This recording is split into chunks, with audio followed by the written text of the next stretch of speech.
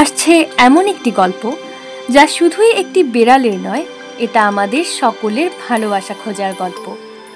যদি আপনি কোনোদিন একটি পোষা প্রাণীকে ভালোবেসে থাকেন, তাহলে আজকের এই গল্প আপনার হৃদয় ছুঁয়ে যাবে। চলুন শুনে নেওয়া যাক এক ভবঘুরে বিড়ালের জীবনের মোড় ঘোরানো সেই গল্প, যার নাম আমরা রেখেছি মিনি। ওয়েলকাম টু পেট কথা, যেখানে প্রাণীরাও কথা বলে, শুধু তাদের ভাষা বোঝার লোক চাই। সেই এক চিলতে সকালে কলকাতার গলির মোড়ে বসেছিল এক বিড়াল। রংটা ধূসর, চোখ দুটো বড় বড়, যেন কিছু বলতে চায়। তার কোনো নাম ছিল না, কোনো আশ্রয় ছিল না, কেউ তাকে ডাকতো না।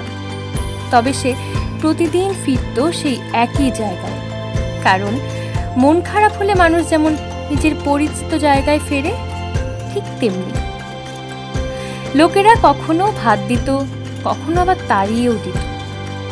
বাচ্চারা মাঝে মাঝে পিঠে বাড়ি দিয়ে হাসত। সে সহ্য করত, কারণ ওর তো বাঁচতে হবে। কিন্তু সেই দিনটা ছিল একটু অন্যরকম। বৃষ্টির পর গলি ভেজা, আর তার শরীরের রোম ভেজা, ঠান্ডা হাওয়ায় কাঁপছে। একটা ছোট্ট ছেলে এগিয়ে আসে। ছেলেটির নাম ছিল অরণ্য, ক্লাস 5-এ পড়ে। বিড়াল দেখে দৌড়ে এসে বলে, মা মা, একটা বিড়াল দেখো, খুব কিউট, তাই না? তার মা একটু উকড়ে গেলেও বলে, যদি ভালো লাগে তাহলে এক বাটি দুধ দে, কিন্তু ঘরে আনবি না। অরণ্য দুধ এনে বিড়ালটার দিকে এগিয়ে দেয়। বিড়ালটা একটু থমকে দাঁড়িয়ে তারপর ধীরে ধীরে এগিয়ে আসে। চোখে ছিল অবিশ্বাস, আর কি যেন একটা কান্না চেপে রাখা। সেই ছিল প্রথম ছোঁয়া, একটা নতুন সম্পর্কের শুরু। পরদিন সকালে বিড়ালটা আবার আসে। অরণ্য খুশি হয়ে বলে, মা, ও ফিরে এসেছে। এইবার ওর জন্য একটা পুরনো তোয়ালে পাতা হয়। নাম দেওয়া হয় মিনি। মিনি যেন নিজেই বুঝে যায় যে এটা ওর ঘর। সে আর অন্য কোথাও ঘোরে না। ও শুধু সন্ধেবেলায় গলির মোড়ে যায় কিছু পুরনো বন্ধুদের দেখতে, আবার ফিরে আসে। দিন গড়ায়। অরণ্য এখন মিনিকে নিয়ে পড়ে, খেলাধুলা করে, স্কুলের হোমওয়ার্ক করে পাশে বসিয়ে। একদিন স্কুলে মিনিকে নিয়ে প্রজেক্টও করে।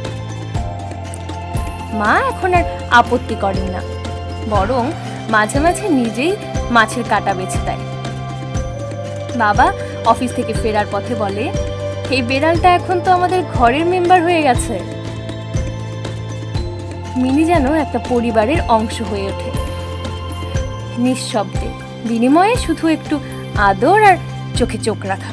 কিন্তু জীবনের গল্প তো আর সবসময় সহজ হয় না। একদিন হঠাৎ মিনি আর ফেরে না। অরণ্য সারা দিন খোঁজে, গলা শুকিয়ে যায় ডেকে ডেকে, মিনি, মিনি কই? 3 দিন কেটে যায়। পুরো বাড়ি বিষাদে ভরে যায়।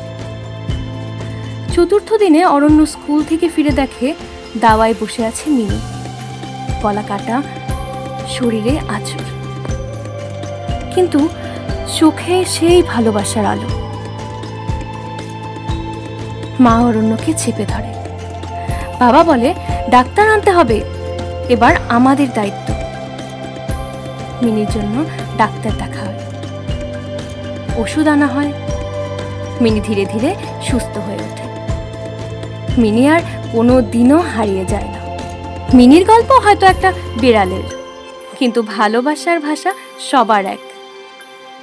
এক পশু যদি নিঃশব্দে ভালোবাসতে পারে, তাহলে আমরা মানুষ হয়ে কিভাবে এতটা নির্দয় হতে পারি?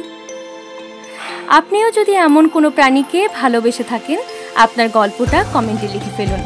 আর যদি মিনির গল্প ভালো লেগে থাকে, তাহলে লাইক দিন, শেয়ার করুন বন্ধুদের সাথে, আর সাবস্ক্রাইব করে পাশে থাকুন পেট কথা চ্যানেলটার সঙ্গে। আগামী ভিডিওতে আমরা নিয়ে আসছি আরও একটা মন ছুঁয়ে যাওয়া গল্প।